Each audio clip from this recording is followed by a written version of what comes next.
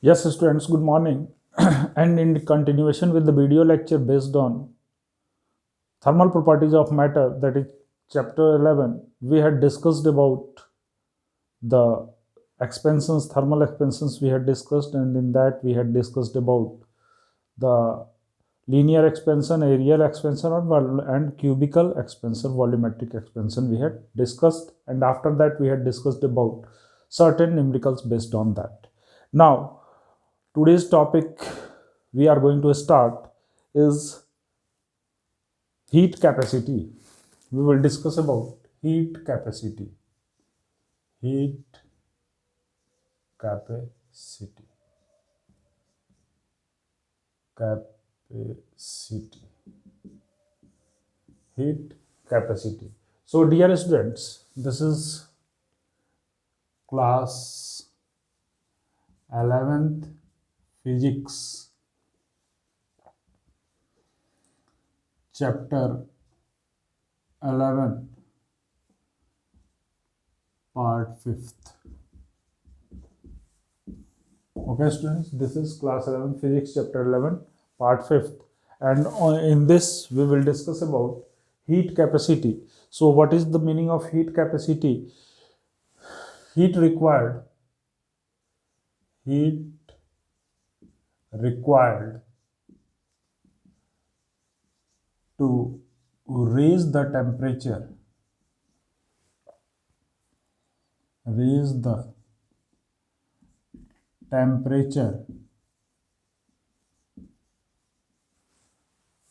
of a substance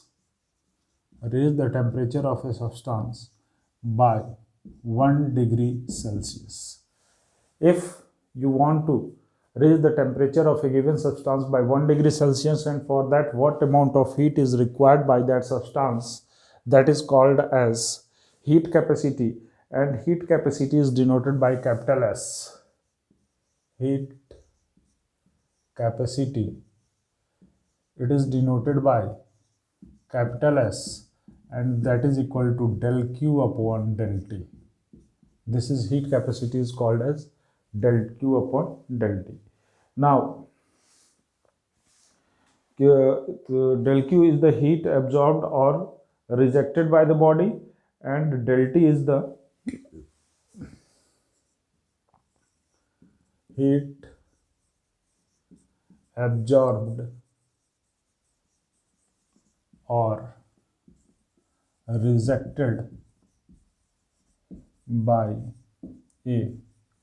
body, and del T is called as the temperature difference. It is called as temperature difference. Del T is the temperature difference. So we are going to know about the dimensional formula for heat capacity. Dimensional formula for heat capacity is what? M L square T minus 2 K minus 1. M L square T minus 2 K minus 1, because heat is the form of energy. So whatever the dimensional formula for energy is the dimensional formula for change in heat, and upon temperature, so Kelvin inverse. Now we will discuss about a specific heat capacity. A specific heat capacity. So dear students, a specific heat capacity is nothing. It is the heat required to raise the temperature of 1 kg of substance by 1 degree Celsius. So it is the needed to raise the temperature of unit mass of a substance by unity. Heat, it is the heat required to raise the temperature of unit mass of a substance by 1 degree Celsius. So it is what? A specific heat capacity. A specific heat capacity, and this specific heat capacity can be represented by a small s. It can be represented by a small s, and this is equal to capital S divided by m, and it can be written as del q upon del t divided by m, and it can be written as del q m delta t. So you can write it as a small s is equal to del q upon m delta t, and from here del q is what? Del q is equal to m small s delta t. This is the specific heat capacity, and in form of a specific heat capacity we can assign the amount of heat absorbed or rejected by the body, that is equal to del q is equal to ms delta t, and its SI unit is joule per kg per Kelvin. SI unit is joule per kg per Kelvin is its SI unit. So now moving on the next topic, that is molar specific heat capacity. So dear students, now molar specific heat capacity. Molar specific heat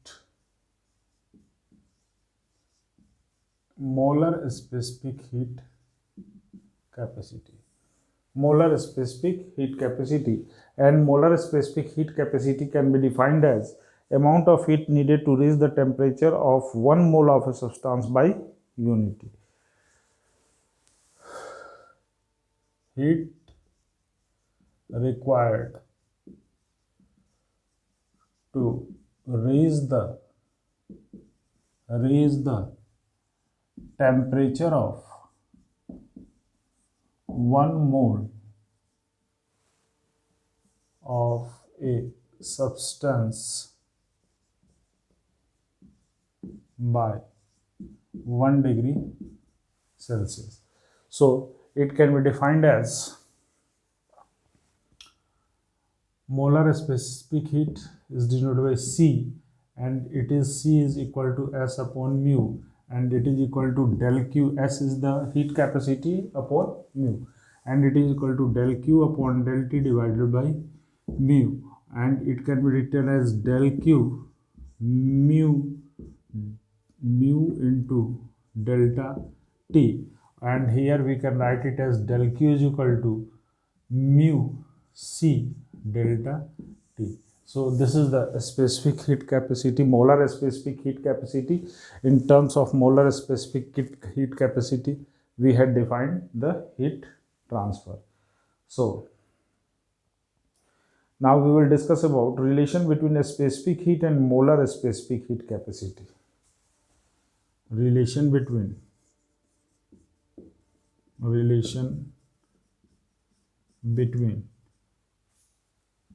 a specific heat capacity and molar specific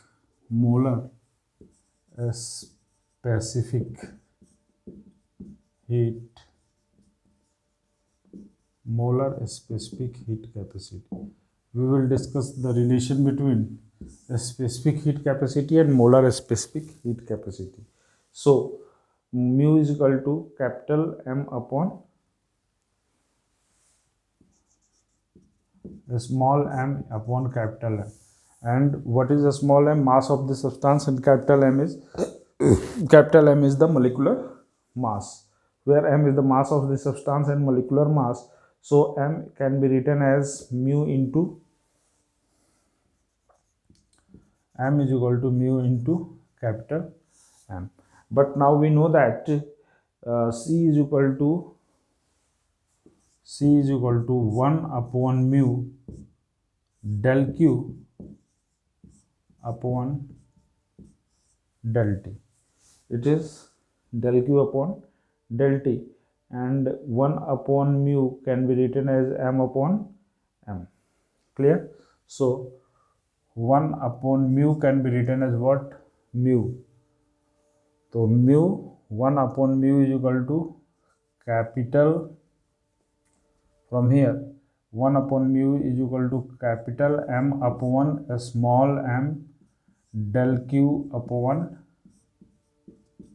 del t. Clear? And you know that del q upon del t, del q upon del t, it can be written as what? So we can write it as del q upon del t. Del q upon m del t is del q upon m into delta t. So obviously it can be written as the specific heat capacity per unit mass. So del q to C can be written as what? M upon m into a small s. C is written as m into a small s. Clear? So this is the relation between, means you can say that C is what? C is, we can say that molar specific heat capacity, molar specific heat capacity, that is equal to what? That is equal to molecular mass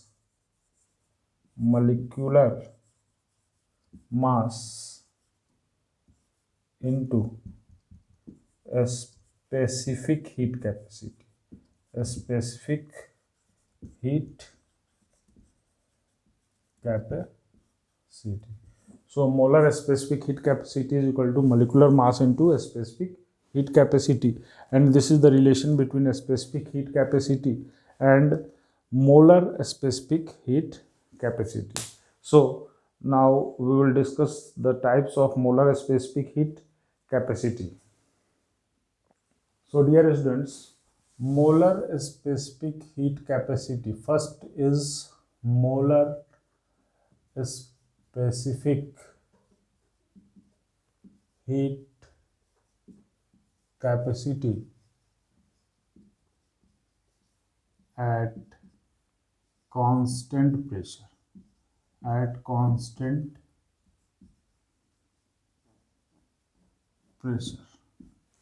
molar specific heat capacity at constant pressure, and it is given as Cp. So what is the molar specific heat capacity at constant pressure? It can be defined as the amount of heat required to raise the temperature of 1 mole of substance to 1 degree Celsius at constant pressure. So dear students, while keeping the pressure constant, if we are going to increase the temperature of 1 mole of a substance to 1 degree Celsius, then that type of a specific heat is called as molar specific heat capacity at constant pressure. Similarly, molar specific heat capacity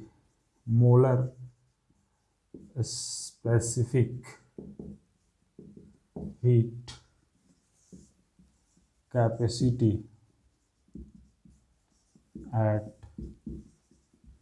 constant volume, that is equal to Cv, and it can be written as the amount of heat required to reach the temperature of 1 mole of a substance to 1 degree Celsius at constant volume. It is called as CV. So if it is at constant pressure, then it is called as CP, and if it is constant volume, then it is called as CV. Now we will discuss about the term that is calorimeter, and then we will discuss about calorimeter. So dear students, first of all we will discuss about calorimetry.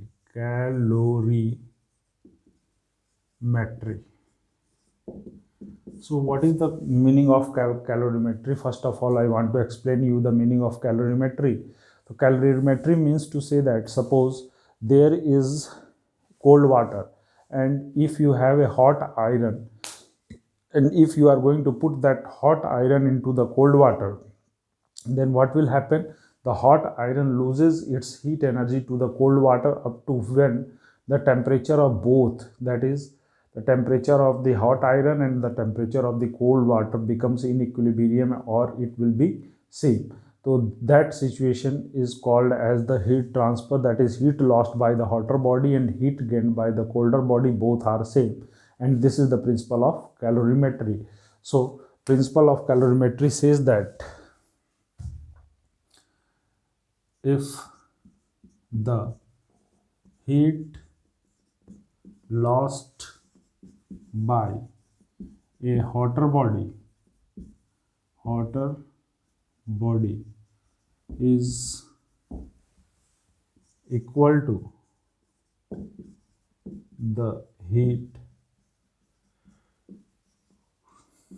gained by a colder body, heat lost by a hotter body is equal to the heat gained by the colder body. This is the principle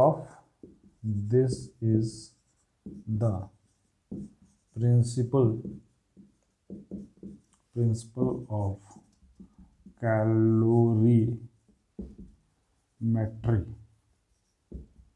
or you can say that heat lost, that is equal to heat gained. Heat lost is equal to heat gained, and if heat lost is equal to heat gained, then this is called as the principle of calorimetry. So if we can say that heat lost is equal to ms1 delta T and heat gained is equal to ms2 delta T, both will be same, and the device which is used to measure the calorimetry is called as calorimeter. Calorimeter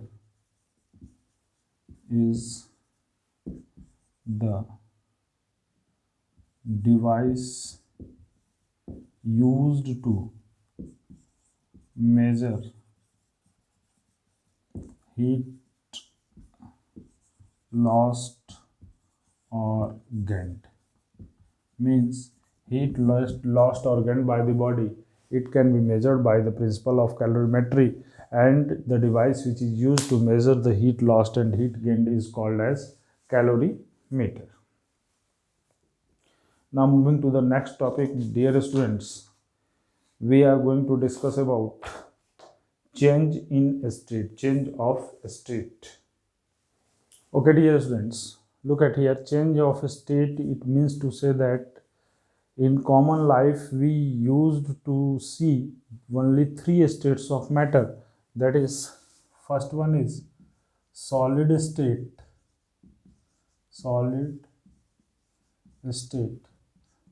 second one is liquid state, and next one is gaseous state.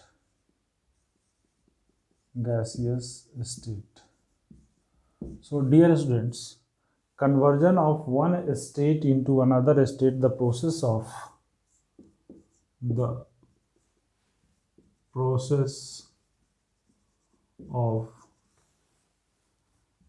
converting one state to the other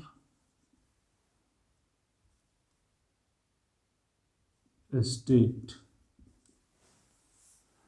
due to the transfer of heat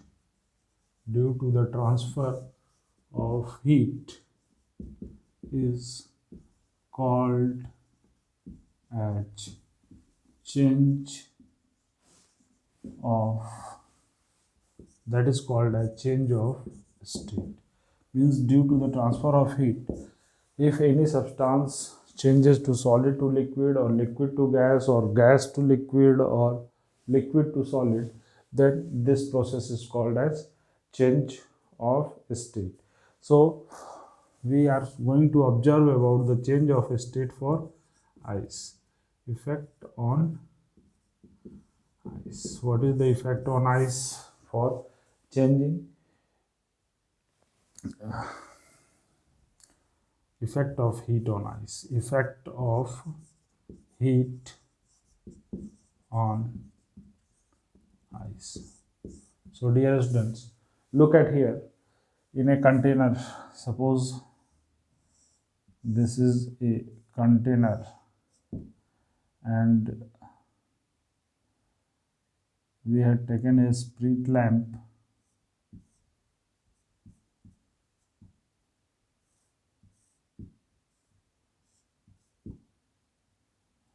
and here there is a thermometer for the measurement of temperature. There is a thermometer for the measurement of temperature, and we are heating it. So if we plot the graph between temperature and time, if we plot the graph between, suppose there is temperature T, and here we had plotted time. So at 0 degree Celsius, this is 0 degree Celsius, this is 100 degree Celsius. Okay, so as we had started heating, so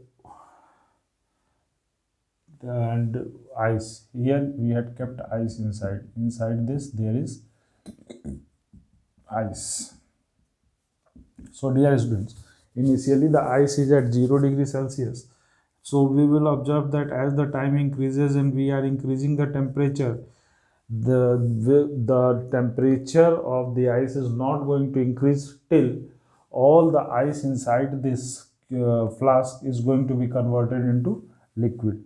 As it is going to be converted into liquid, then its temperature will start increasing, and up to 100 degrees Celsius its temperature will increase, and at 100 degrees Celsius it is observed that the whole liquid inside the flask is going to be converted into steam, and then it becomes constant also. So this is the nature of graph, that is effect of heat on ice. So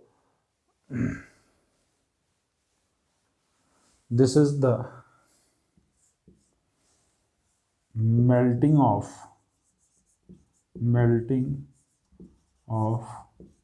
ice into water, and this is conversion of water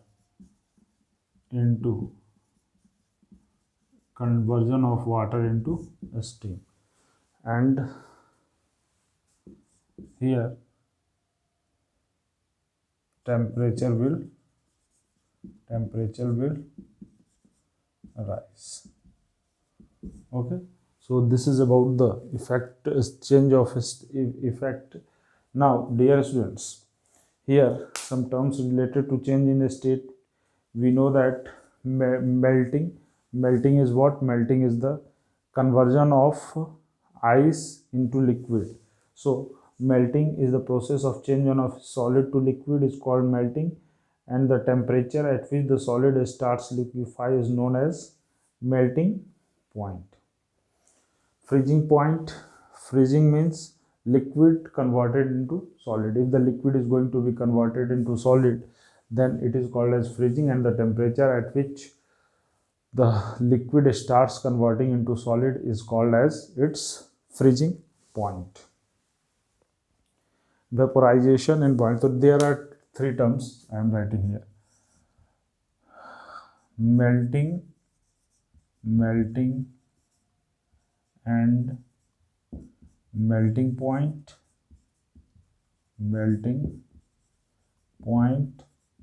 Second one is boiling,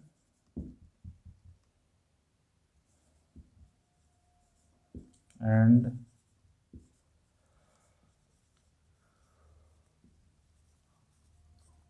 vaporization point, and third one is freezing and freezing point. Freezing and freezing point, melting and melting point, boiling and vaporization point, all things we had explained. There is no need to make the or write over here. This is very much clear and very basic thing, so I am not writing its explanation. Now there is a term that is all called sublimation. So sublimation is the process in which solid directs converted into vapors. So that is called as sublimation process.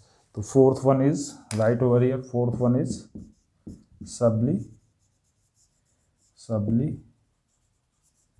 Fourth one is sublimation process. So this is all about this. Now, dear students, in the next video we will discuss about the latent heat, and then we will discuss about the latent heat we will discuss, and after that we will discuss heat transfer. So all these things we will discuss in the next video. That's all for today, students. Have a nice day. Thank you.